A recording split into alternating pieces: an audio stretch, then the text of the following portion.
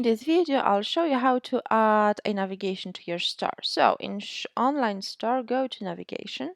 And here you've got main menu, which is fixed at the top, and footer menu at the bottom of your website. So I will show you how to add items to your main menu. So by default, we've got link to home, catalog, and as we've got new collection and new pages, I'll show you how to add it. So simply add the menu item, and then you can link for it from the products, from the elements in your store. Let's say I want to add a page and about us page, and click add and save menu.